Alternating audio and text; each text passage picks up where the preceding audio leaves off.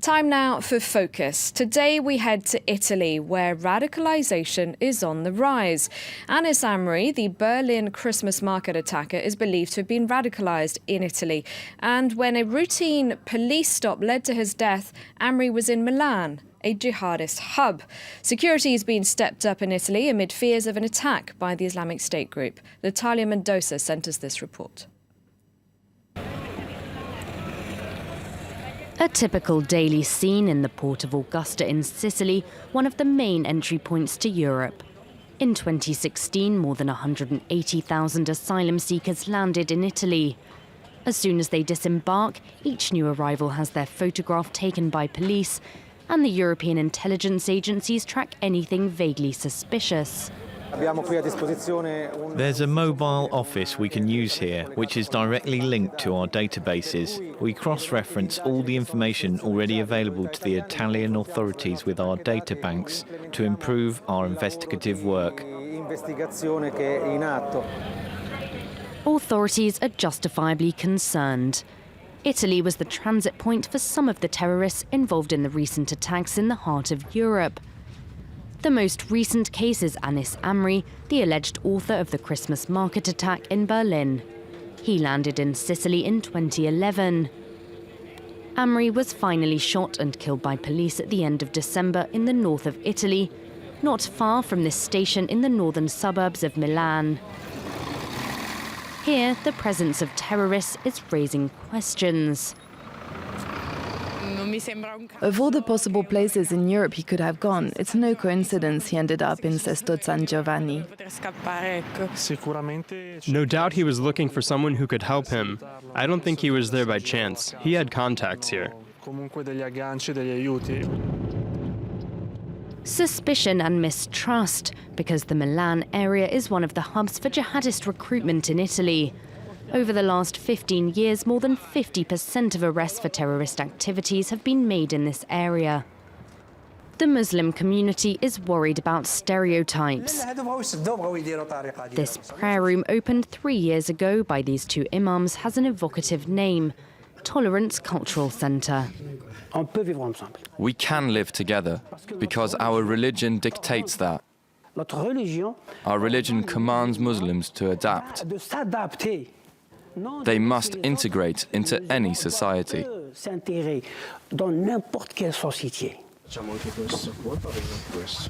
Over the last few years, Mustafa, the man who started this project, has been surprised by the number of local residents who've left for Syria. Today, in his own way, he's fighting against Islamic indoctrination. There are certain members of our community who are what we call hotheads. There are a few. They say they have found the way to paradise. Our job here is to, let's say, cool them down. Mustafa's battle is not easily won because of the size and means of his adversary. Internet and online propaganda have become the principal catalyst for the recruitment of candidates for jihad. Since the beginning of the century, Paolo Magri has followed the evolution of this phenomenon. We have moved on from the Twin Towers model of terrorism, which was very organized with ramifications and coded communication. Now it's auto-radicalization through the web, within small urban centers.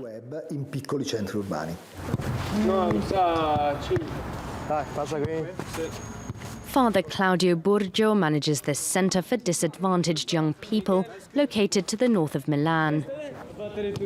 This is where Monsef grew up, a miner from Morocco who arrived alone in Italy in 2009. He spent 5 years here close to Father Burgio, but towards the end of his adolescence, he changed dramatically. We saw him spend all day on the internet, on the computer. I'd say he was radicalized within 4 months, between September and January 2015 when he left. Goodbye, Father. Take care. Pray to Allah to lead you onto the right path and that He guides you towards His light, if God so wishes, to paradise. Today, Monsef is 21 years old. There are photos of him posing with a gun next to Islamic State group's soldiers. For Father Burgio, this is a bitter failure, more so as Monsef didn't leave alone. He took along another youngster from the centre, Tarek, who was just 19. According to the Milan Public Prosecutor's Office, Tarek died in combat just a few months ago.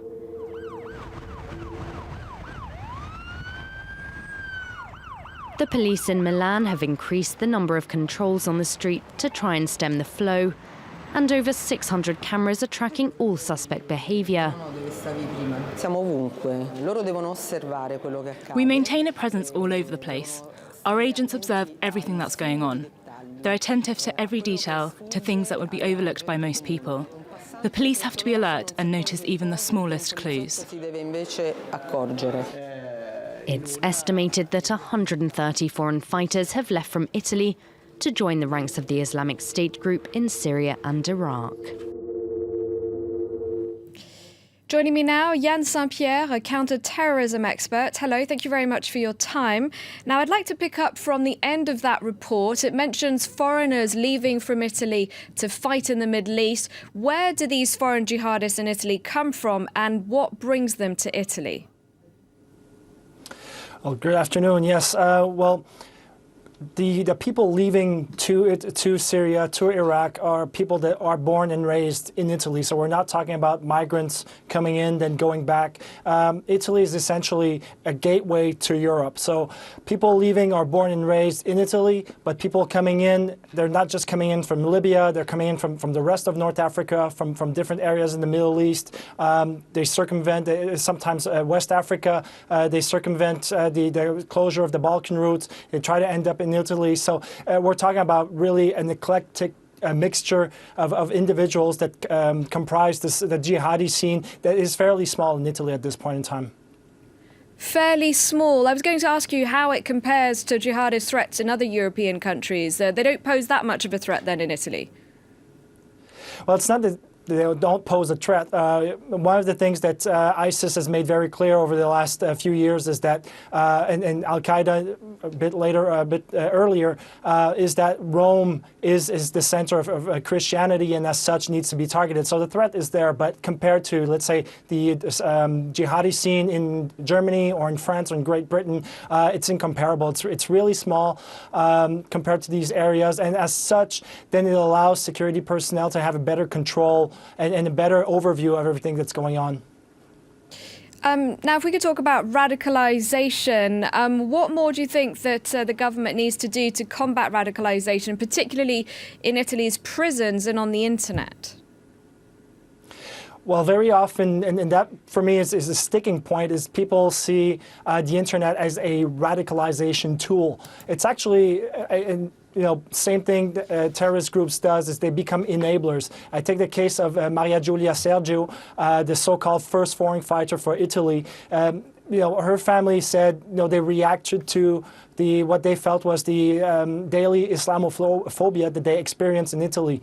So this is basically the source of the frustration. The radicalization that they see online in forums and other places, this becomes the channel. This becomes the moment where they say, okay, how can we channel, what can we do against this? And some people come in and try to shape this frustration, and this is where this radicalization is increasing. 2 years ago, 90 people left for Italy, for Syria and Iraq. Now it's 130, so it's accelerating and it's becoming more and more dangerous, not just because of the internet. And what about on a European level? What do you think needs to be done to combat terrorism? There's been a lot of talk with Germany recently, the Christmas market attack, a lack of intelligence sharing. We saw that come up as an issue as well in Belgium. So any progress on that front lately?